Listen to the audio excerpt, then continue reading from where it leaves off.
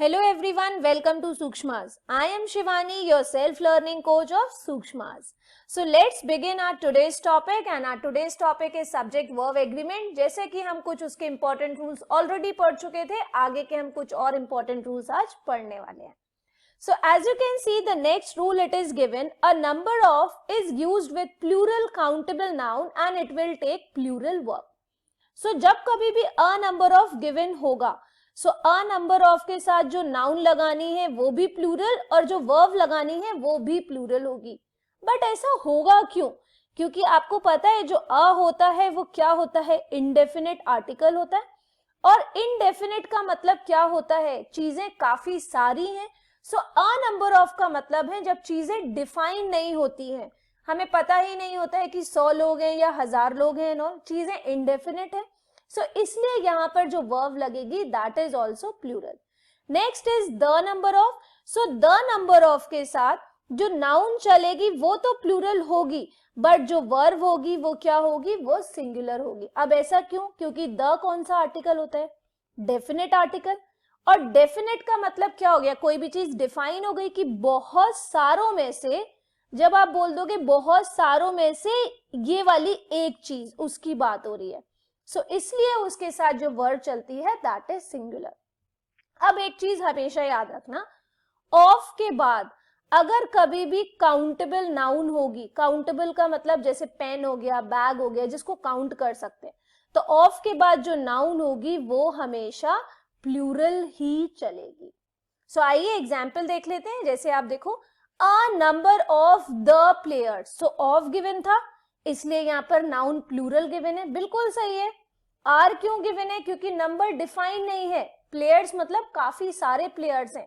So a number of के साथ noun भी प्लूरल और जो वर्ब है वो भी प्लूरल. सो ये सेंटेंस बिल्कुल करेक्ट है.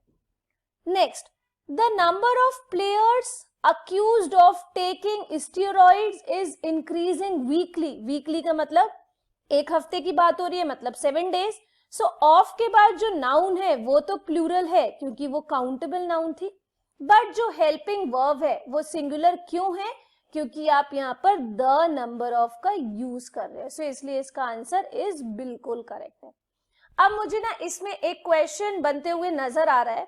सपोज करो आप यहाँ पर अ नंबर ऑफ की जगह कोई अनकाउंटेबल नाउन लगा दो और उसमें आप एस और ईएस लगा दो. जैसे मैं एक अनकाउंटेबल नाउन ले लेती हूँ, furniture. So furniture is uncountable और आप उसको फर्नीचर्स लिख दो. सो वो एरर हो गया कि वो अ नंबर ऑफ के साथ नाउन प्लूरल जरूर होती है, लेकिन कौन सी नाउन प्लूरल होती है, काउंटेबल नाउन. और फर्नीचर क्या है, फर्नीचर तो एक अनकाउंटेबल नाउन है. सो वो फर्नीचर्स नहीं होना चाहिए, वो क्या चलेगा, फर्नीचर चलेगा. सो ऐसे भी एक क्वेश्चन बन सकता है.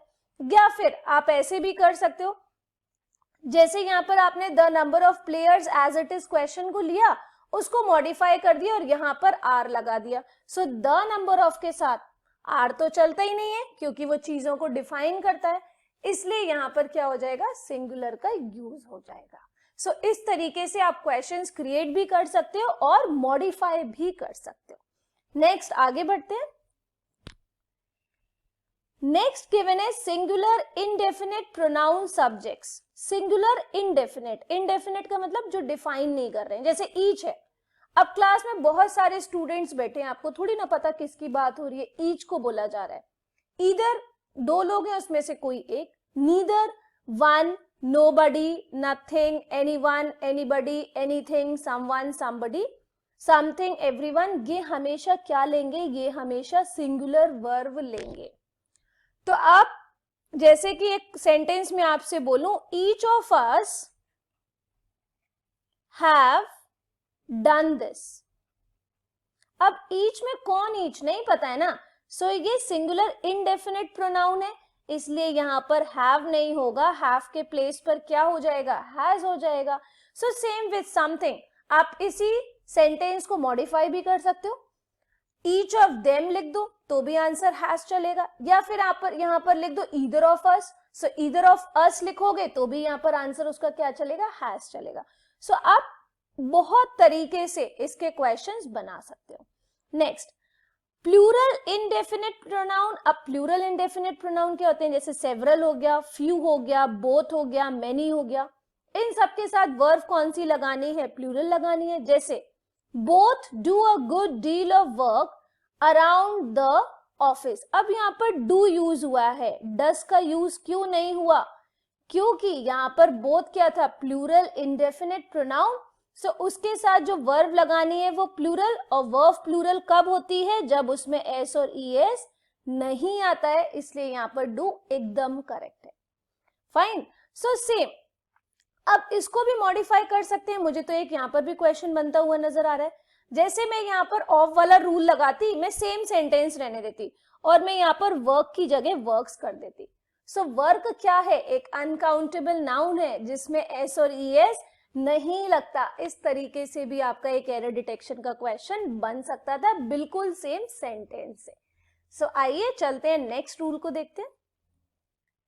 नेक्स्ट रूल गिवन है, some of the sugar is on the floor and some of the marbles are on the floor. So अब नीचे क्या दिया है, some indefinite pronouns may be either singular or plural with uncountable noun use singular verb and with countable use plural verb.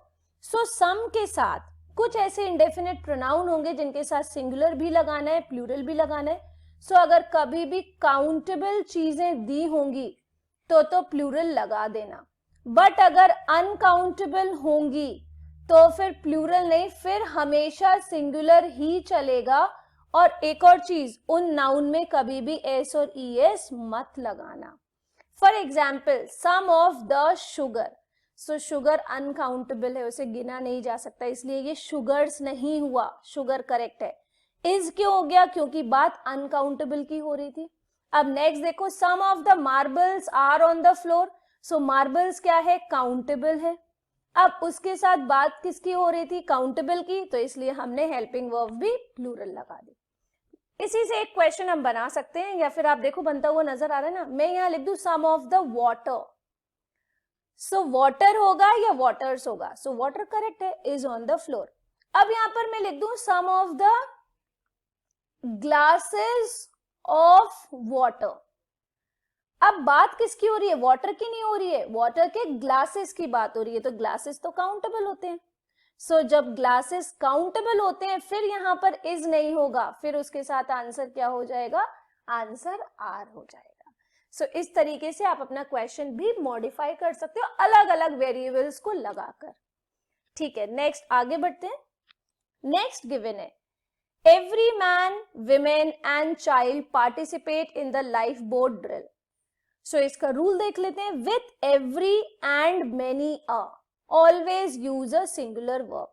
सो जैसा कि हमने पहले भी पढ़ा था, एवरी का मतलब होता है हर एक।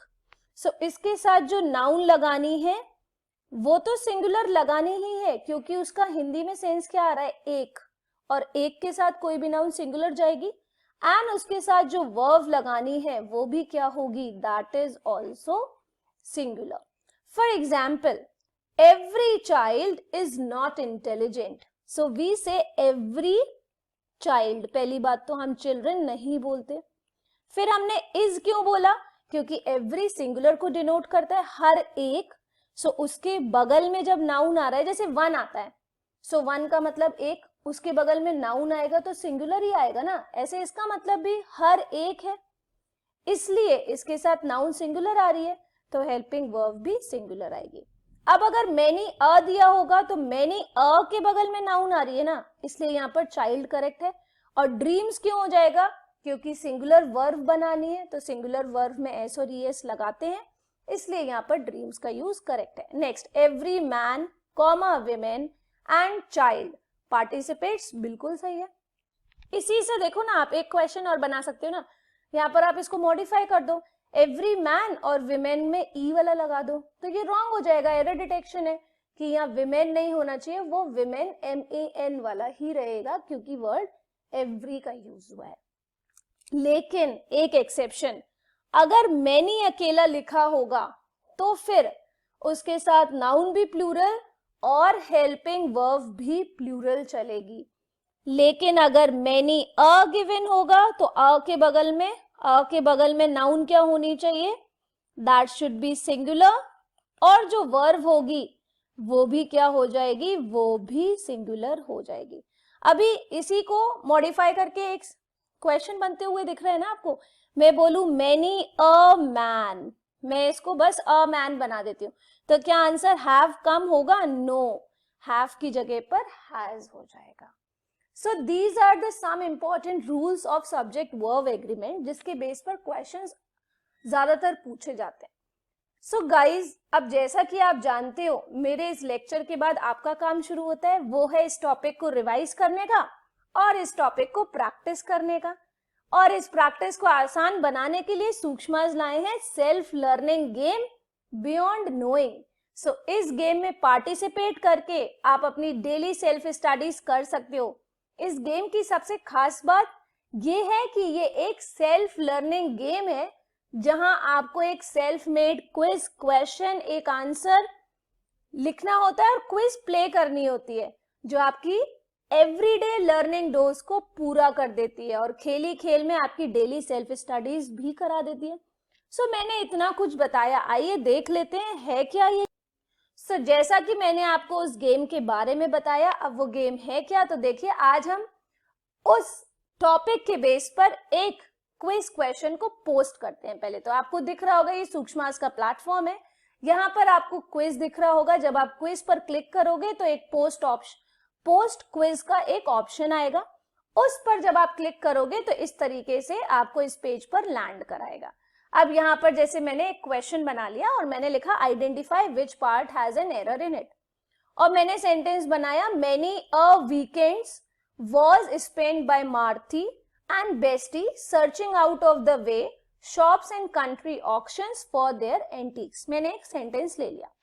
अब मैंने यहाँ पर लगाया many a weekends, तो हमने रूल क्या पढ़ा था, many a के साथ नाउन भी सिंगुलर और जो वर्ब होती है वो भी सिंगुलर, तो वीकेंड्स नहीं होना चाहिए, वीकेंड होना चाहिए। मतलब आंसर किस में आ गया, ऑप्शन नंबर 1 में आ गया। सो आप यहाँ पर अपने ऐसे ऑप्शंस भी बना सकते हो, A B C and D. अब आपको करना क्या है, इस तरीके से आपको भी अपना एक क्वेश्चन पोस्ट करना है। अगर सपोज आप क्वेश्चन पोस्ट नहीं कर पा रहे हो, आप इसी क्वेश्चन को मॉडिफाई भी कर सकते हो। अब यहाँ पर आप वॉज स्पेंट की जगह आप स्पेंड लिख दो, या बाय की जगह विथ लिख दो, कुछ भी मॉडिफाई करके, वेरिएबल्स को मॉडिफाई करके, और आप बता दो कि वॉज के साथ थर्ड फॉर्म चलती है तो स्पेंड नहीं होगा, वो स्पेंट होना चाहिए। सो इस तरीके से अपने क्वेश्चन को क्रिएट करना है। फिर उसके बाद टैग्स का बहुत जरूर याद रखना। सपोज ये क्वेश्चन मेरा 1 डे एग्जाम्स में आता है, इस तरीके का क्वेश्चन, तो मैंने 1 डे एग्जाम्स हिंदी और इंग्लिश का टैग लगाया, एसएससी का मैंने एक टैग लगा दिया, फिर मुझे लगा कि ये एसएससी की एमटीएस के एग्जाम्स में भी आता है, मैंने एसएससी का टैग लगाया। अगर ये बैंक एग्जाम्स में भी आपको लग रहा है, आप बैंक एग्जाम्स का भी टैग लगा दो। आपको लग रहा है कैट के एग्जाम्स में भी आ सकता है, लगा दो। एनडीए के एग्जाम्स में अगर इस तरीके के क्वेश्चंस आते हैं उसका भी टैग लगा सकते हो। फिर उसके बाद आपको करना क्या है, सपोज आपका ऑप्शन नंबर 1 था, आपको क्लिक करना है ऑप्शन 1 पर और अपने क्विज को सबमिट कर देना है। जब आप अपने क्विज को सबमिट करोगे तो ये जो बियॉन्ड नोइंग है, ये एक सेल्फ लर्निंग गेम है, जहां पर आप देखोगे कि पॉइंट्स टेबल में जाकर आप देखोगे कि आपको 10 पॉइंट्स मिल जाएंगे। जैसे ही आप क्विज को पोस्ट करते हो, इस तरीके से ये आपके प्लेटफॉर्म पर दिखेगा और आपके पॉइंट्स टेबल में उसके अकॉर्डिंग पॉइंट्स ऐड हो जाएंगे। अब अगर आप एक क्विज प्ले करोगे तो 27 पॉइंट्स भी आपके इसमें ऐड हो जाएंगे और उन पॉइंट्स को आप यूज कर सकते हो। वो पॉइंट्स आपके, अगर आपको कुछ कैश रिवॉर्ड्स मिलते हैं ना, तो वो आपके वैलेट में शो करेंगे। सो गाइस, यहां तो अब हमारा टॉपिक एंड हो जाता है। So now what you have to do, आपको भी ऐसी एक क्विज प्ले करनी है और क्वेश्चंस को पोस्ट करते रहना है। So guys, if you want to get my questions and note, follow me on Sukshmas. This will also allow me to see your version of self-made questions there. Get my profile link in the description. और हाँ, subscribe to Beyond Knowing using my referral code SHIV20824 to play games under my group. Thank you so much.